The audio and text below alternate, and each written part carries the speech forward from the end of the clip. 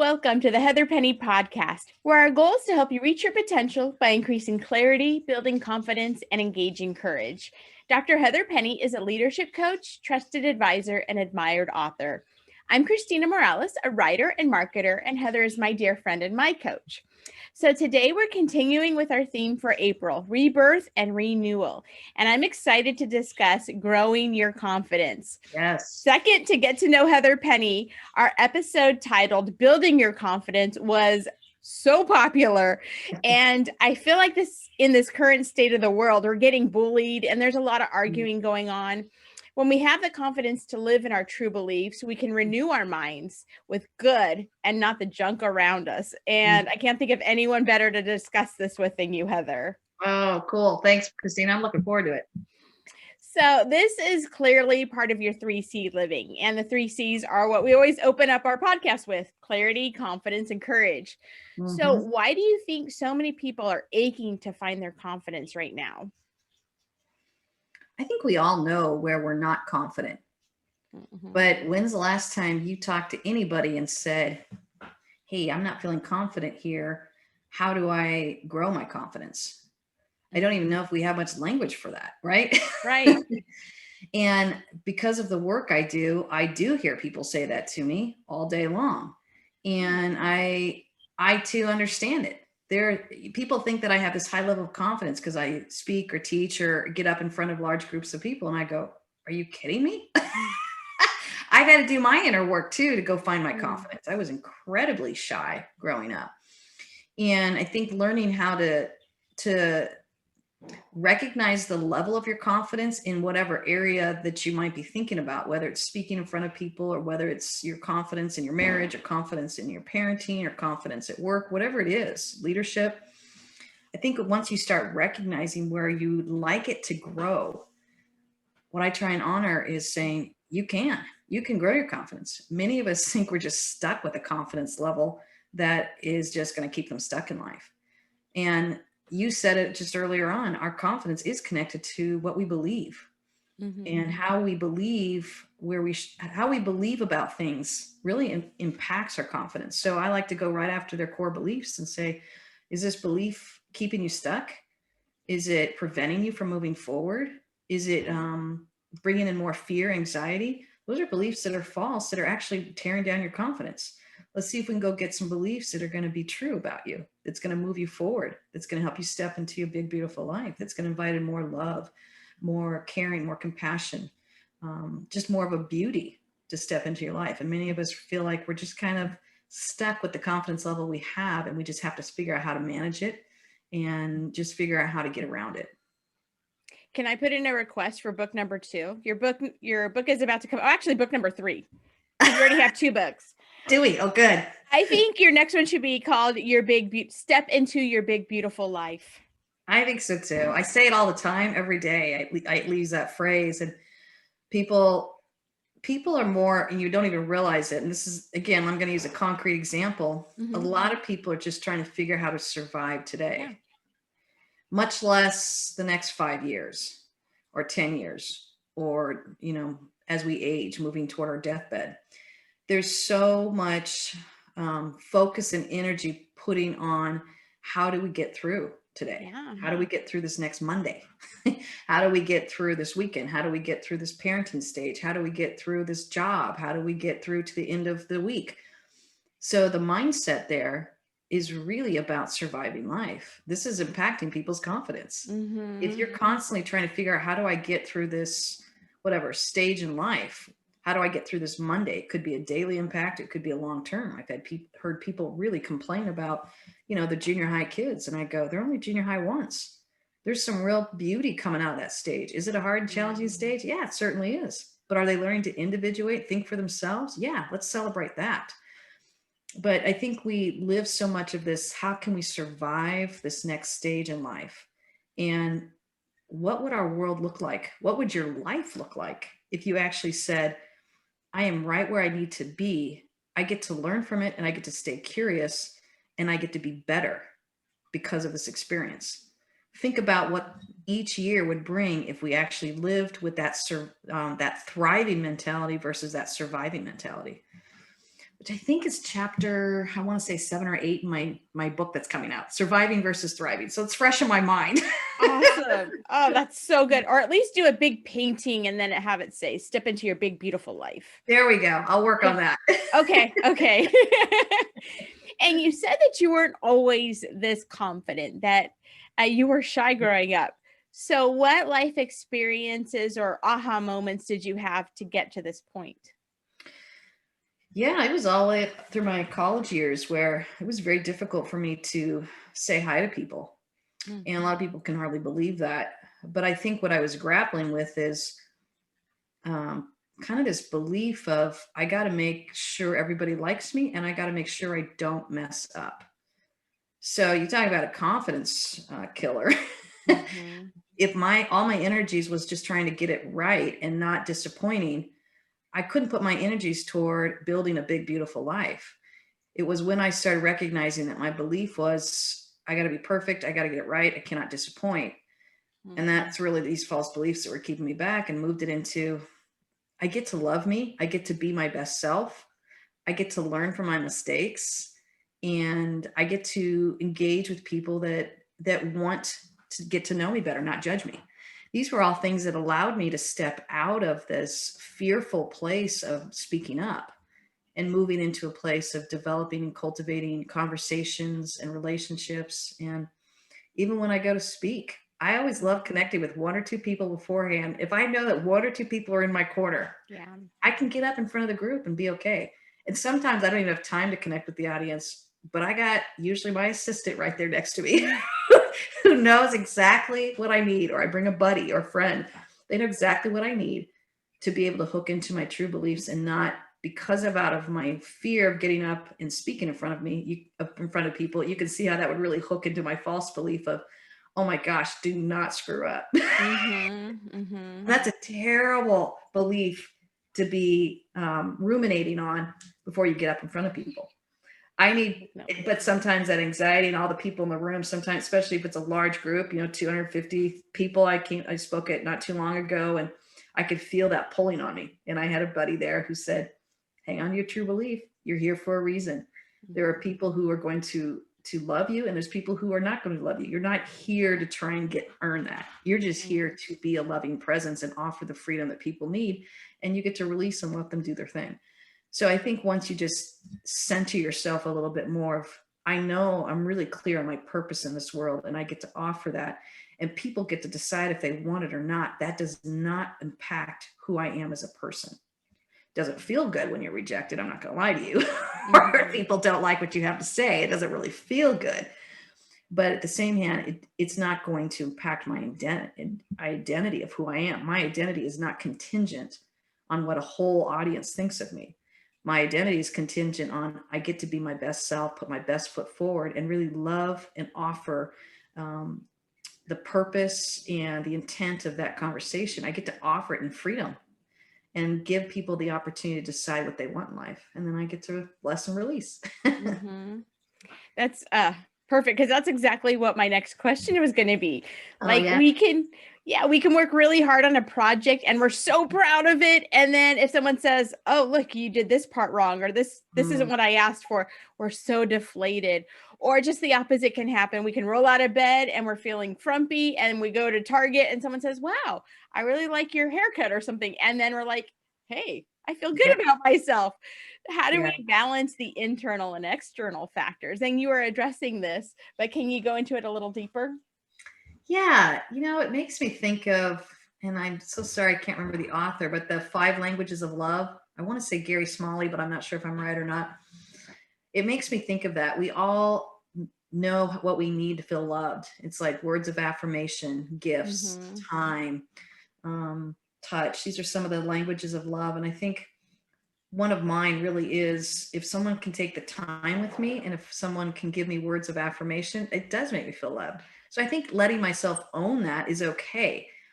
But the shadow side of that is if I stand up in front of an audience and try and get all this affirmation from them and not from maybe that handful of people in my life that I trust and know that truly love me and know me.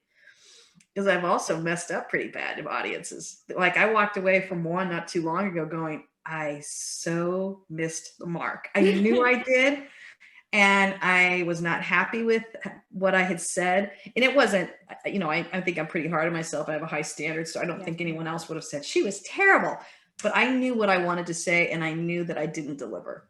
So, I had to then run it by some couple core people. And I said, what do you think? And just kind of work through it with them so that I had an accurate perception of both myself and the experience. And then I got to learn what I needed.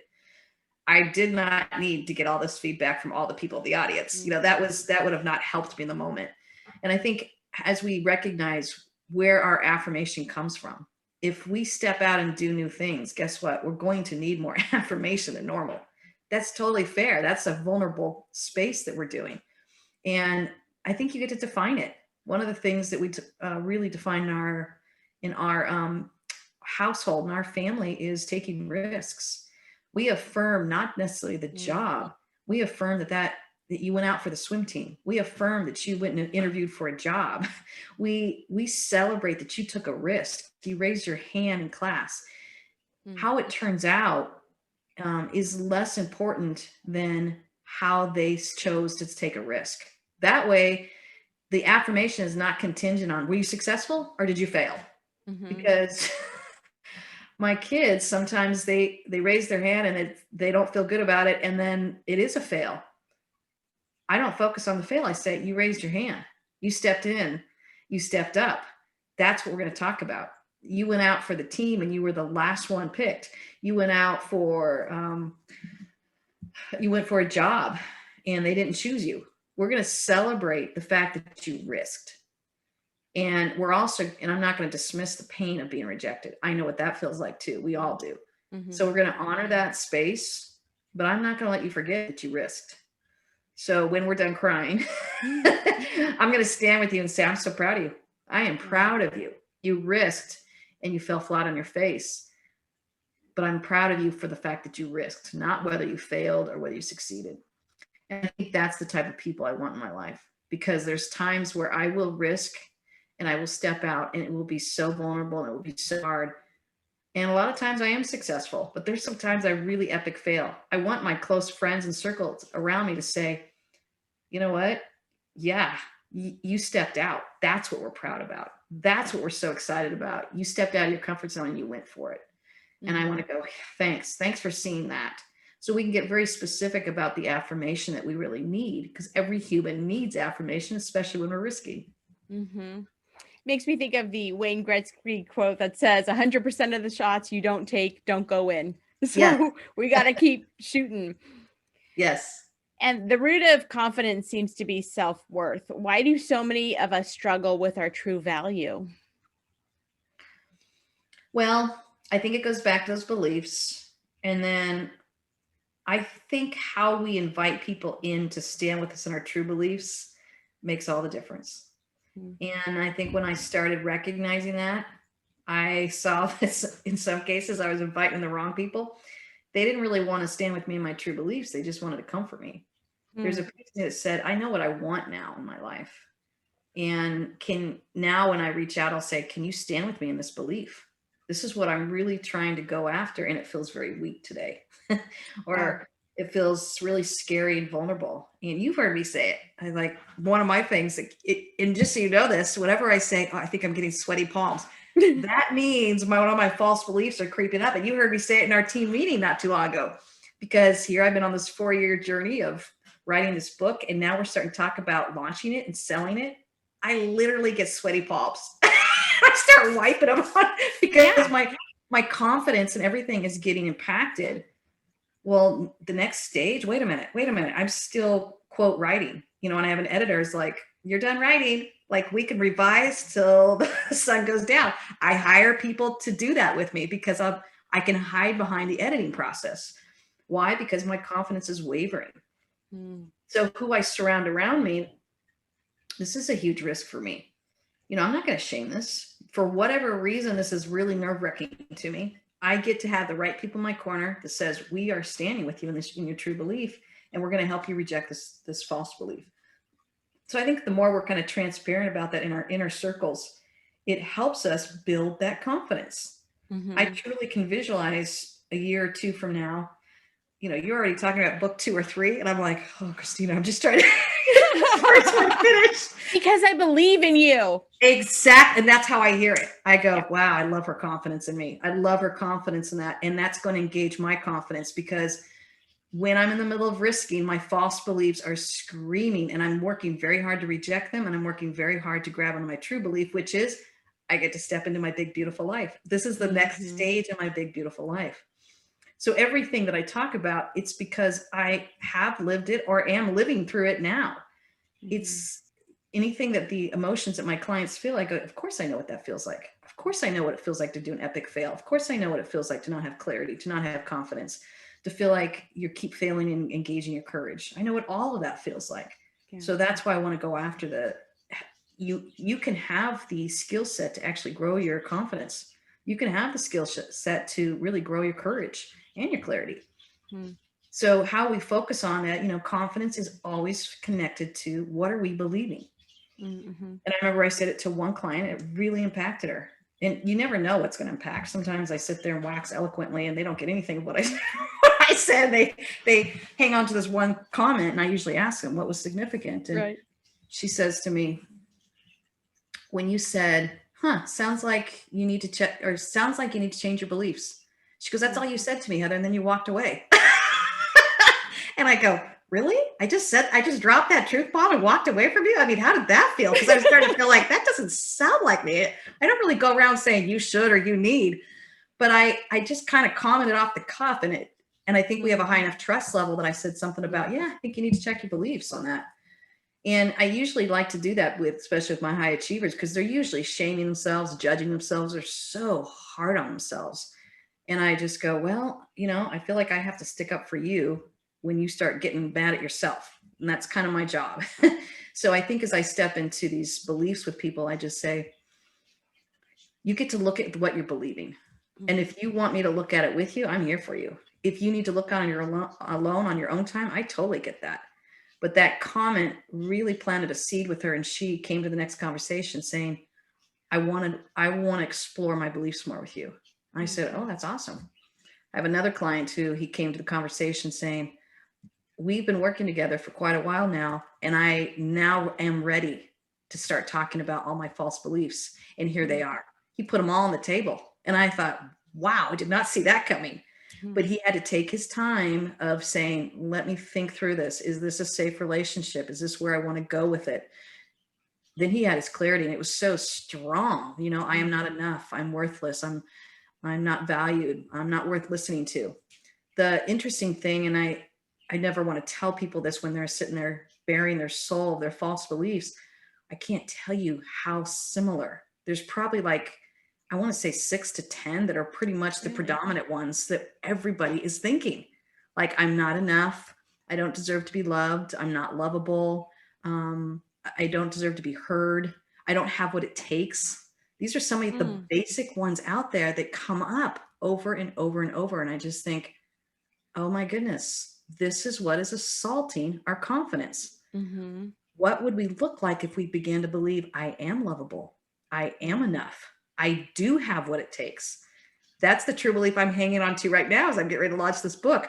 I do have what it takes. I do have what it takes. Because what am I feeling as I get in the more vulnerable stage of risking? You don't have what it takes. That's my false belief that starts creeping up when I'm doing something for the first time. I don't know what I'm doing. I've never done it before. That fear of failure. What if I fail? What if I fail? These are the things that really goes after confidence. So what I gently want to do is help people reject that false belief and then start engaging a true belief. And I write them. I'm holding up a Post-it now. I write them on Post-its all over the place. This is on my computer. When I'm having a hard time, I can feel that false belief just kind of screaming at me. I have to write down true beliefs, put on a Post-it. I tell people this all the time. Put on a Post-it, look at it. Just look at it. It's in front of me all the time because I'm trying to do breakthrough. I'm trying to hit that next level. I'm trying to level up. And that confidence has to be engaged in order for me to level up. So I want to do all my inner work that says, this is what's assaulting my confidence. Now, this is what's growing my confidence. There's a statistic that says, now I may not get this completely right, but 90% of the things we worry about never happen. So we could live in that worry stage of no one's going to buy my book, no one's going to like my book. But what if they do? What if it explodes? And we live in that worry zone. And so we need that confidence to get out of that. Yes. And I probably have 5 people, and you're one of them, that's in my life that if it's an epic fail, who will go, it's okay, Heath, we're so proud of you. You know what I mean? That's all you need. You just need a small handful to do great things. And I think that it's less about this carrying this shame of I failed. And I think just letting yourself go, it could totally fail. You know what? Maybe nobody will even like it, but I'll still be okay. And I'll still write another one. And I will learn what I need to from this one, and I will move on. So then you even develop these true beliefs that start surrounding a quote fail.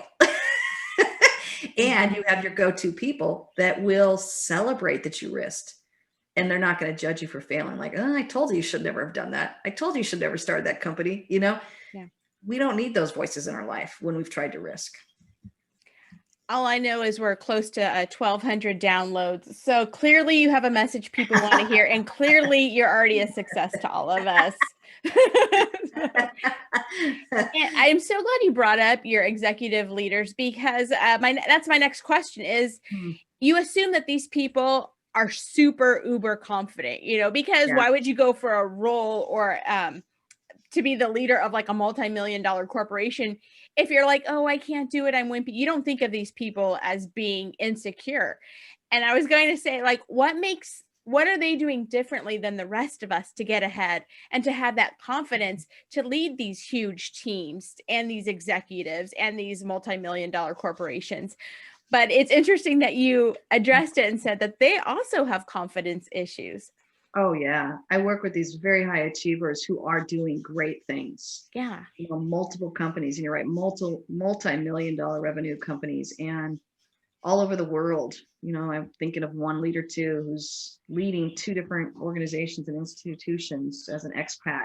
I work with a lot of expats too around the world. And the things they whisper to me, I just go, I know. It's the same thing that every human is feeling, which is I'm not enough, or I've got $39 million here on the line. What if I blow this? It's the same conversation as someone who's trying to figure out a budget of $390 a month. We deal with the same emotions. Does the cost feel higher for some of these? Of course. But by the time you get to these higher levels, you've learned in life how to get to that space. It's just that everybody hits a limit where they're like, I can't level up. And I said, wait a minute, when you were 25 and you only had $3,000 to manage on your budget, did you do that well? Yes. You learned what you needed to do to now manage a $39 million budget. You got the skill set. So I go after that confidence, which says you got the skill set, you know what to do. Now, let's deal with, there's more on the line, the cost is higher, so there's another false belief coming up. You know, what if I blow it for everybody?